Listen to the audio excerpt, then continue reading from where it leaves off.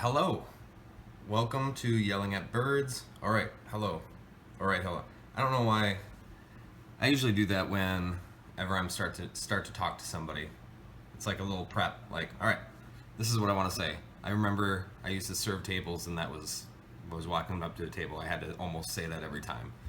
Welcome to Yelling at Birds. Matt here. It is sunny Wednesday in La Crosse, Wisconsin. Sunny Wednesday. I don't know if we're in double digits though, so being inside is super nice. I like that. Was planning on having just kind of a quick one. I know I've been a little behind in videos, or at least I feel like I have videos and new episodes. So what I've been doing the last couple of weeks, I am coming up on. So I'm as part of my. I think I've went over this a few times, but I'll just go do it again.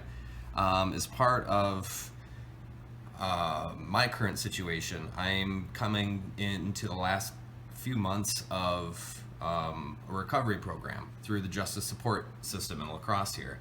And part of that is getting up to 100 hours in meetings, groups, therapy, counselor sessions, things like that. So I've admittedly slacked off a little bit early on because obviously I'm a procrastinator. I like to procrastinate. So I kind of put it off to the end, and it's within reach, but I just want to make sure I'm not in the last couple of weeks like scrambling to get hours. So I go to Smart Recovery meetings Monday, Wednesday, and Friday nights. A part of how that is for me, and I really enjoy those meetings. I love going to them. But another part of my personality, I feel that I'm trying to kind of work on a little bit, is being more introverted. So, Mondays I'm working all day, and then I go to a meeting, then I'm home, and then, Tuesdays I'm working pretty late. Wednesdays I have the day off, so I can kind of run my errands, go to any other meetings I might have for meeting a caseworker, meeting a probation officer, anything like that, and then grocery shop, haircut. It's also, so my hair, Wednesday's also a non-shower day because it's like, man, I'm not going to work, whatever. So then go to a meeting. Thursday, work. Friday, work, meeting, and then weekend and things. So when I do that, I don't know if it's an excuse or not, but when I do that, I'm kind of with groups of people constantly all week long. And for myself, I've noticed that when I do that, when I get home, it's tough to get into the mode of a meeting, or of recording an episode, recording a video, but that's something I need to work. I want to get better at, just because fresh from a meeting, you kind of take something from each one, and that's especially when I don't feel like doing it, and maybe I'm drained and tired, and I just want to go to bed or zone out in front of the TV or something like that before I go to bed and get ready for the next day. That's really when I should be doing these, and not doing them causes me a little more stress because I know I'd like to keep up pace, because every week there's more views, more listeners, more people reaching out to me, which I really appreciate, and I don't want to lose that, because every week it feels like, even though it's just me sitting here talking about whatever I'm going through, there's more people that are kind of relating to things, or they know somebody that's relating to something, and that kind of speaks to, I know I've talked about connection before, and I know I've talked about it before. I've had an episode on connection. It was a pretty quick one, which this will probably be a quick one too. I didn't really script anything out. As you can maybe tell, there will be a few more uhs and buts and uhs and ums. But I wanted to talk about it again because that is a big part of, even if you've, you know, maybe not been involved in a situation where you've gotten in trouble with the law, or, you know, kind of like an out of the quote unquote norm situation, where there's a smaller group of people that have dealt with what you've dealt with. Even if you haven't had to deal with any of that stuff, addiction, troubles with the law, great loss,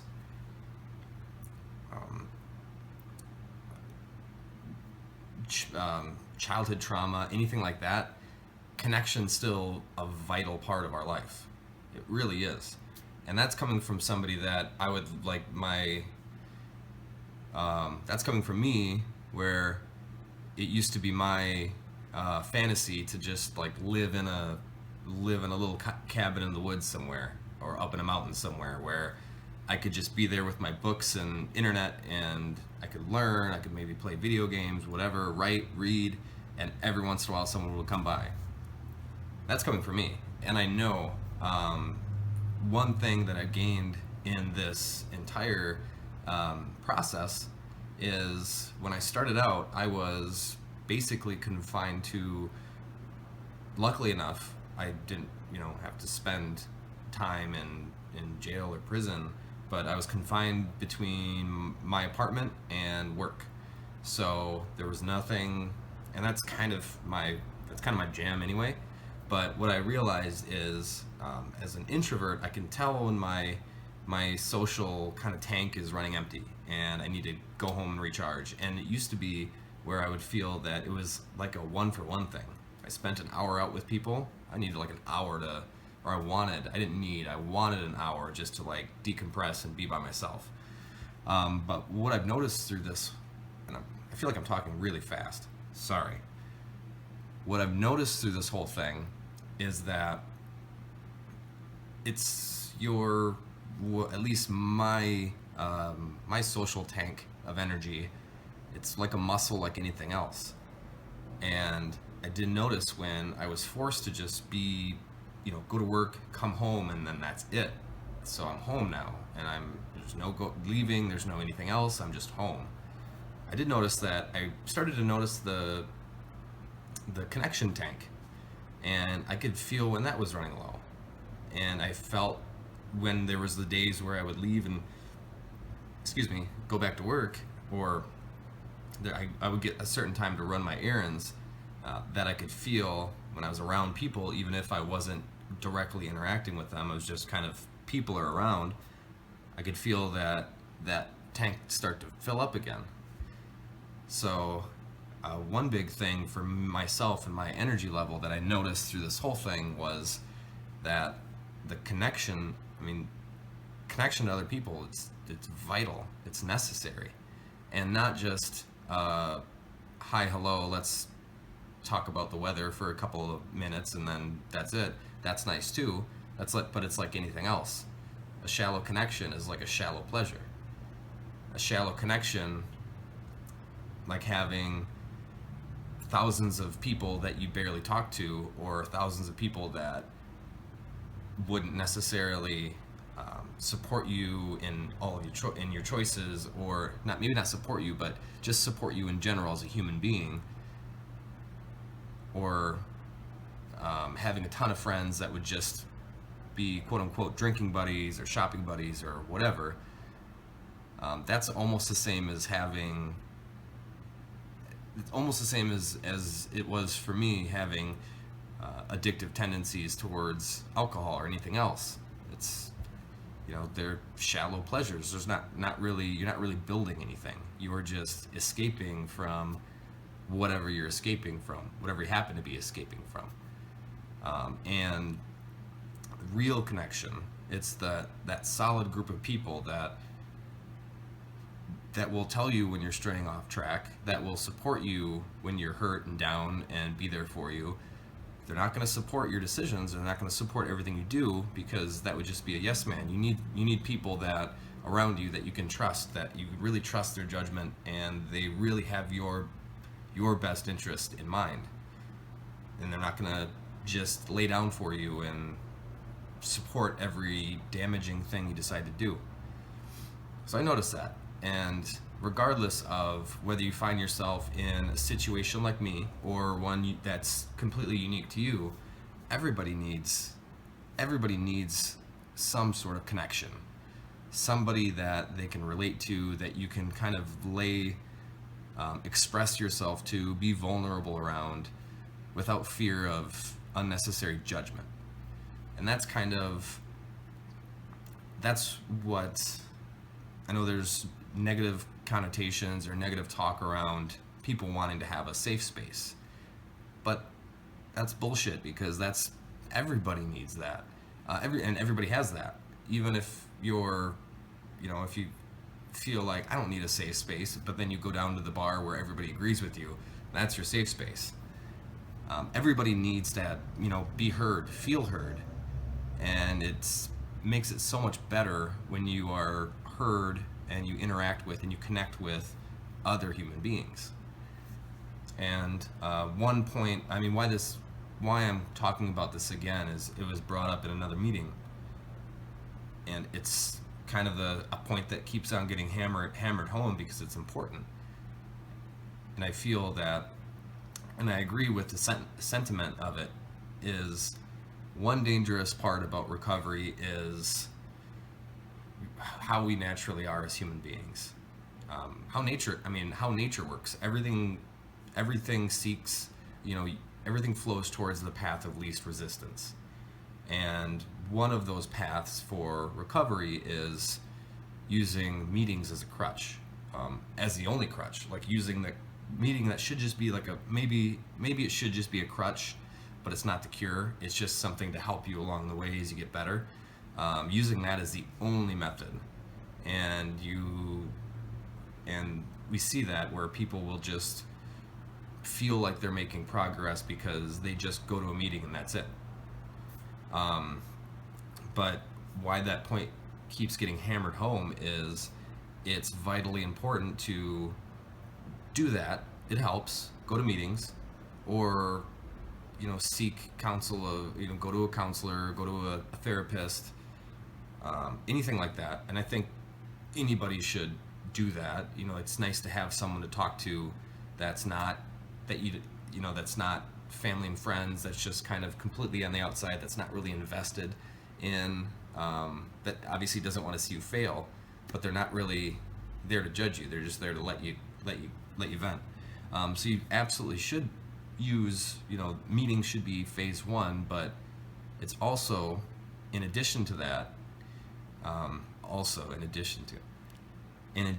it's vitally important to connect to somebody while you're going through recovery, and just in general in life, because you can go to all the meetings. If, let's say, I'm just use alcohol for example, I don't drink anymore, and if the only thing I did with my life is remove alcohol and that's it, and everything else stayed the same, yeah, that's good. It's good for my health, it's good for my situation, but I haven't really improved anything.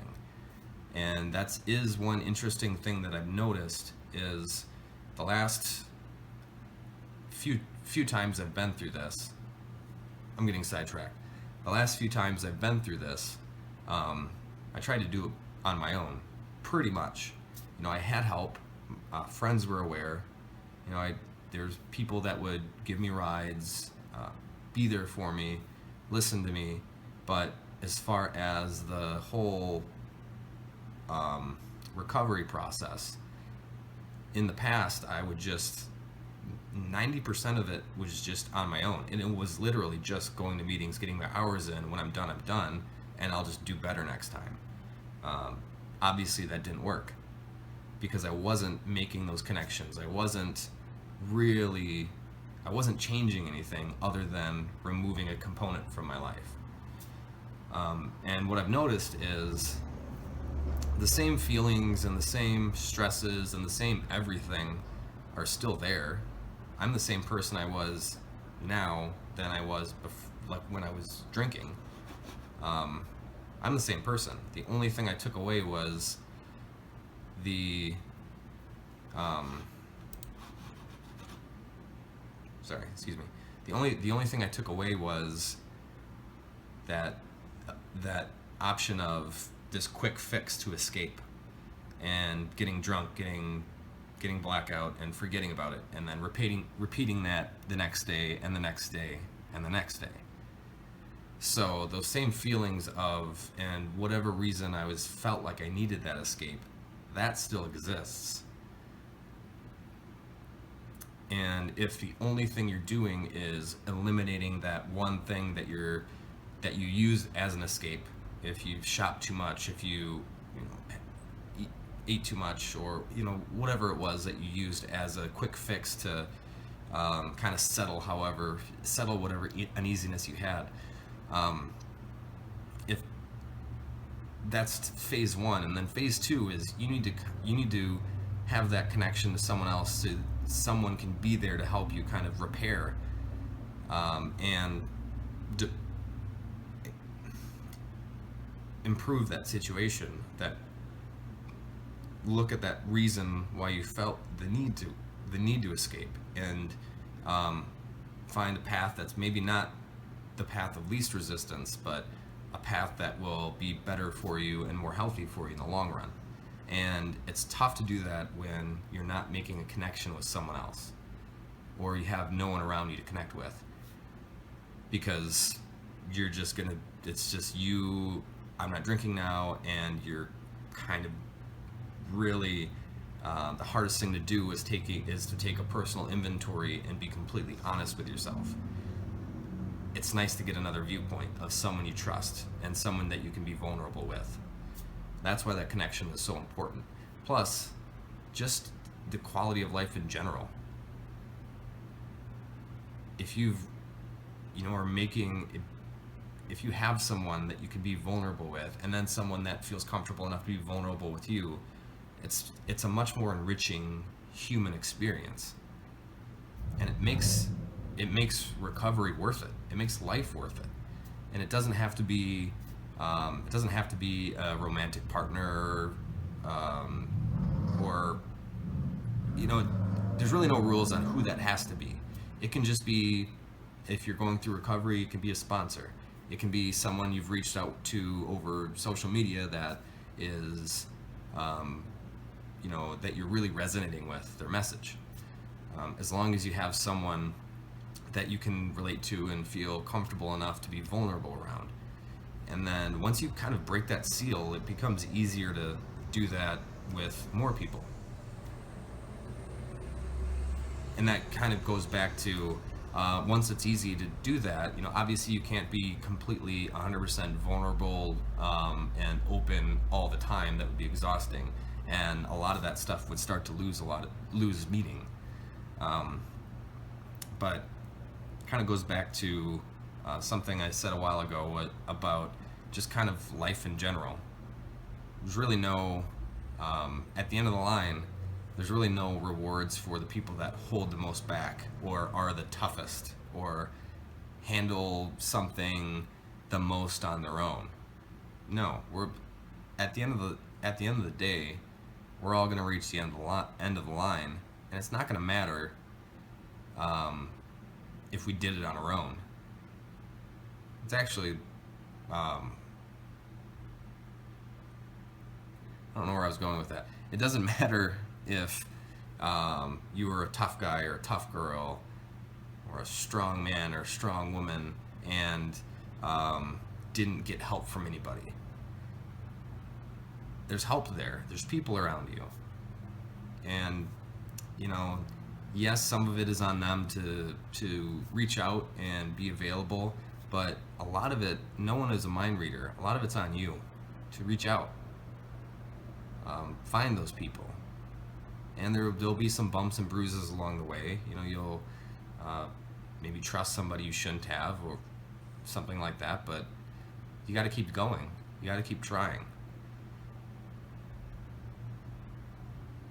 Oh, I'm running on like 20 minutes. I thought it was gonna be a lot faster than this. But anyway, that's basically it. I think it's very important that as part of, if you are a person going through recovery, I think it's very important to reach out and connect to people on your same path, similar path. Be there for each other. It makes the experience a lot easier, a lot easier to manage, and it makes it a lot, it makes it more worth it, well worth it. And that's the point of this whole thing, of this podcast, is as I'm not as comfortable, going out there in the real world, and I have friends and family that we have discussions now. But if I'm not as comfortable reaching out to make those connections, or maybe excuses, time, and energy and everything, at the very least, I can do this. I can record an episode, I can express myself, and there have been people that have reached out to me, which I really appreciate. And this is hopefully like a catalyst for some people to make that connection.